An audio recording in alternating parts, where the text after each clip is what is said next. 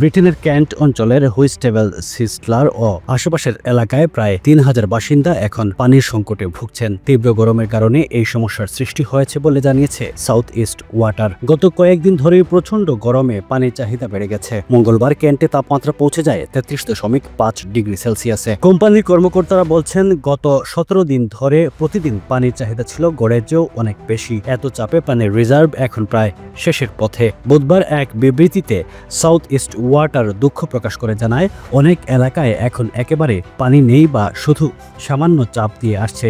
কোম্পানিটি জানিয়েছে, তবে জরুরি ভিত্তিতে পানির ট্যাঙ্কার দিয়ে সরাসরি লাইনগুলোতে পানি পাঠানোর চেষ্টা চলছে। হুইটস্টেভেলের চেস্টফিল্ড এলাকায় সেন্সবাইরের সামনে একটি বোতলজাত পানি বিতরণ কেন্দ্র চালু করা হয়েছিল, কিন্তু অতিরিক্ত যানজটে তা বন্ধ করে দেওয়া হয়।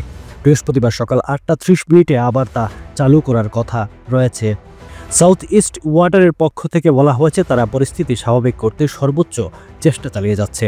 তবে যতক্ষণ পর্যন্ত পানির রিজার্ভ স্বাভাবিক না হয় ততদিন কিছুটা অসুবিধা থাকবেই। তারা আরও অনুরোধ করেছে, এলাকার সবাই যেন পানির ব্যবহার যতটা সম্ভব কমিয়ে আনেন, অপ্রয়োজনে পানি অপচয় না করেন। Desk news, UK Bangla live.